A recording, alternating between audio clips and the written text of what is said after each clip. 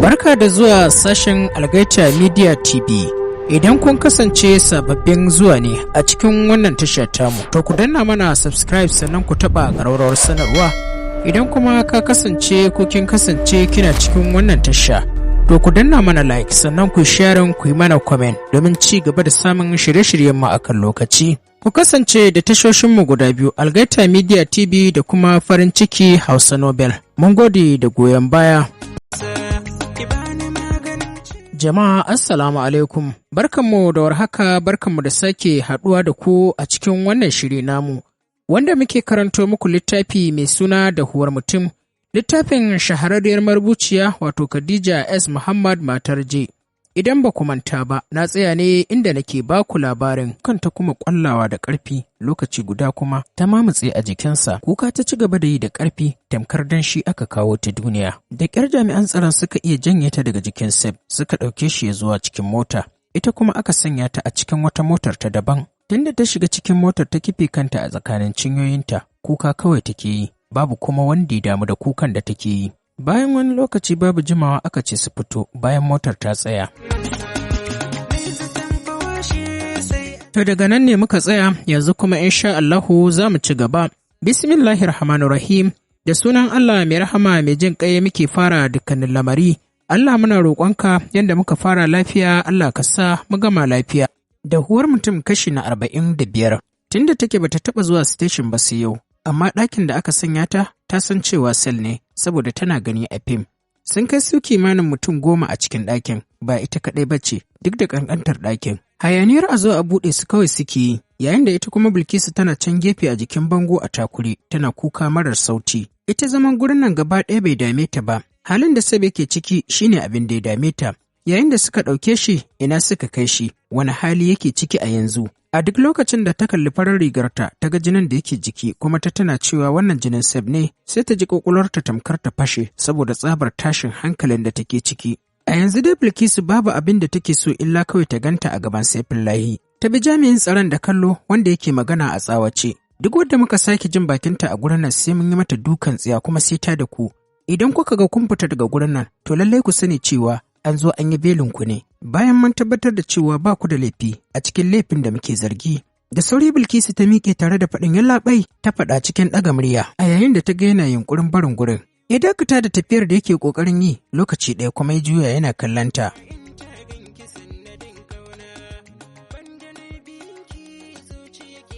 Ta ƙaraso gurin da yake a lokaci guda kuma ta riƙe ƙarafunan da aka gitta a bakin ƙofar. Bilkisu cikin kuka ta ce masa yallaɓai, ni ɗan uwana aka harba, don Allah wani hali yake ciki, ina kuma aka kai shi, ka taimaka min in gan shi. Ya zuba mata idanu yana kallon manyan jajayen idanuwanta. Bilkisu ta bi jami'in tsaron da kallo ganin bai bata amsar tambayar ta ba. A maimakon ta koma inda take zaune, kifa kanta ta yi a jikin ƙarfen, ta fashe da kuka. Sai da ta mai isarta sannan ta samu guri ta zauna. Ta bi ragowar jama'ar da suke cikin ɗakin da kallo, domin a hankali ake zuwa ana fitar da su da ɗaiɗai da ɗaiɗai. A yanzu ba su wuce saura su 6 ba a cikin ɗakin. Sunana Jamsi. Bilkisu ta bi budurwar da kallo a lokacin da take ƙoƙarin zama a kusa da ita. Ga waya ta ki kira gida, ki sanar da su halin da kike ciki. Bilkisu ta bi wayar da kallo kamar a wannan rana ta taɓa ganin waya. Sai a wannan lokacin ne ma ta tuna da tata wayar da kuma takalmanta da jakarta. Ko baki da lambar a kanki, Jamsi ta tambayi Bilkisu ganin yadda take kallonta. Hannu ta kai game da ɗauke hawayen da yake kwaranya a kan fuskarta. Da a ce wannan tsautsayin ya faru da ita da wani ne daban ba Seb ba. Da Seb ne mutum na farko da za ta fara kira. To yanzu kuma tsautsayin ya faru da ita ne tare da Seb. Shin wa za ta kira? Bilkisu ta ci gaba da tambayar kanta da kanta a cikin zuciyarta, amma yanzu wa za ta kira? Baba Hamza ko kuma Baba Haruna, Hajiya Kaka ko kuma Mama, ko Natu ko Bilal, balle yaya Ali da ko hauka take ta san ba za ta kira shi ba, me za ta faɗa musu idan sun zo, ya kuma za su kalli abin? Ita ba ma wannan bane damuwarta, shin wani hali Sabe ke ciki? Jamsi dai kallon Bilkisu take yi wadda take ta kuka kamar an sanar mata da tashin duniyarta. Sai da Bilkisu ta fara rage sautin kukanta sannan Jamsi ta kalle ta cikin tausayawa, ta ce mata, idan fa baki sanar a gida ba, to za ki kwana a nan. Wayar ta karɓa ta shiga jujjuya ta yayin da sautin kukan nata ya ci gaba da ƙaruwa. Ke suka ji wata murya daga waje, dukkaninsu suka juya suna kallon jami'ar tsaron mai matsakaicin tsawo, wace ce ta ce an harbi ɗan uwanta a cikin ku? Da sauri Bilkisu ta miƙe tana faɗin ni ce, don Allah yana ina, wani hali yake ciki, ki taimaka min in gan shi. Jami'ar tsaron bata damu da maganganun Bilkisu ba, kawai ta shiga ƙoƙarin buɗe ƙofar. Ganin haka ya sanya sai Bilkisu kawai ta tsaya tana kallonta. Muje ta faɗa wa Bilkisu bayan ta buɗe ƙofar. Bilkisu ta juya tare da miƙa wa Jamsi wayarta ta kuma bi bayan matar. Gabanta ne wata iriyar muguwar faɗuwa, mummunar faɗuwa. Yayin da ta ga ankulke a tsaye a cikin ofishin DPO tare da kawun Sef da kuma wani mutum wanda bata sani ba. A ƙofar ta rakuɓe tana kallon su yayin da kunnuwanta suke sauraron maganganun DPO kamar haka.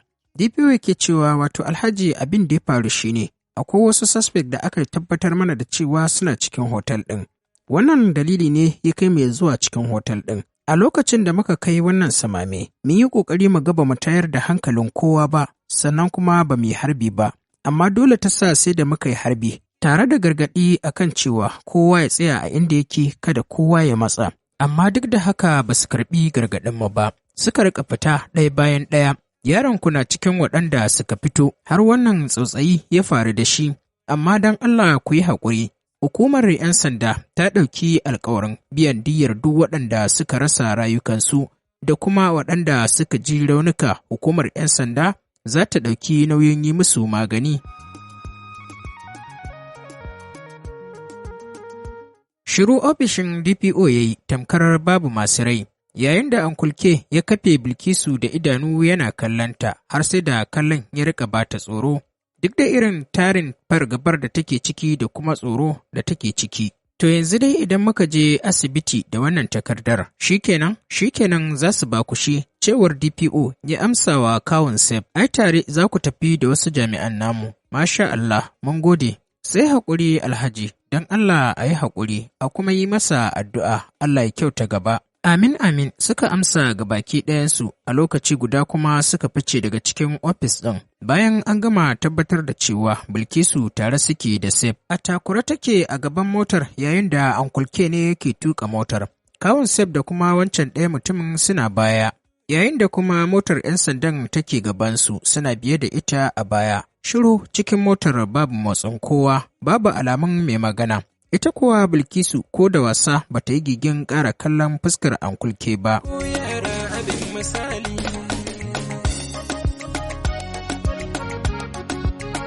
Sosai wani tsoron ke ƙara kama ta idan ta kalli fuskar tasa. Ba wannan ne babban tashin hankalin da Bilkisu take ciki ba. Matsananciyar damuwar da ke damun Bilkisu shine ta san halin da Sabe ke ciki. Duk wani abu da zai faru to mai sauƙi ne a wurinta. Ko da kuwa mutane za su taru su aibata abin da ya faru tsakaninta da Sef ɗin ta hanyar canza labarin. Idan dai yana tare da ita, to za ta iya ɗaukar komai, kuma komai girman komai ɗin. Da wannan tunanin suka shiga asibiti, a lokacin kuwa kimanin ƙarfe 6 na yamma, babu wanda ya ce mata komai suka fita daga cikin motar. Ita ɗin kuwa bata fita daga cikin motar ba ta zauna, musamman ma yadda jikinta yake duk jini. Gashi kuma babu ɗan kwali bare hijabi kuma babu takalmi. Tana zaune a cikin motar gabanta sai mugun faɗuwa yake yi. Zuciyarta na bugawa tamkar za ta ɓarke ƙasusuwa da fatar jikinta ta fito fili. Jin ta kasa natsuwa ne ya sanya ta fito daga cikin motar, tare da kulle motar. Ta kuma shiga ya zuwa cikin asibitin ba tare da ta damu da kallon da mutane suke yi mata ba. Wurga idanuwanta take yi ko'ina har zuwa lokacin da ta hango jami'an tsaron da suka zo tare da su. Dalili kenan da ya sanya ta nufi wurin da suke. Isarta ya yi daidai da turo gadon da aka turo daga cikin asibitin mai ɗauke da mutum a shimfiɗe lullube. Kamar ana jefa ta haka ta isa wurin, lokaci ɗaya kuma ta sanya hannu tare da yayi farin mayafin da aka lullube fuskar mutumin. Fuskar Sef ta yi arba da ita yayin da ta ga an toshe ƙofofin hancinsa da bakinsa da farar auduga. Ba tare da ta saki zanen ba take kallon ankulke, wanda shi ɗin ma ita yake kallo. Me ya same shi ta janyo maganar da ƙyar tamkar mai koyon magana.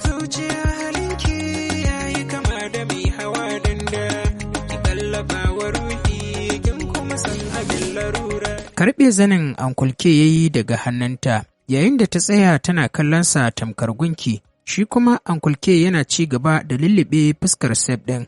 Ya rasu? ta yi tambayar tana kallon ankulke. Cike da matsanancin tsoro take kallonsa. Sab ya rasu? Ta kuma furtawa ba tare da ta jira amsar ankulke ba.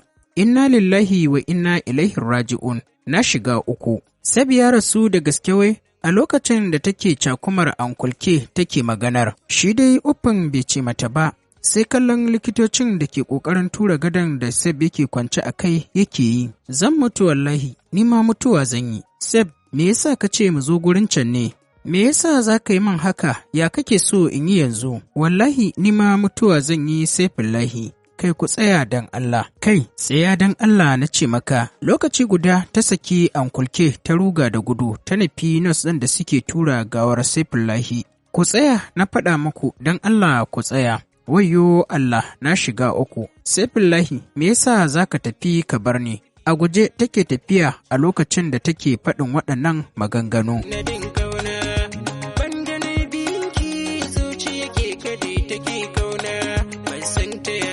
Maganganun da take yi ne sanya waɗanda suke zaune a wurin suka riƙa binta da kallo, duk yadda ankulke ya so ya share, amma ya kasa hakan.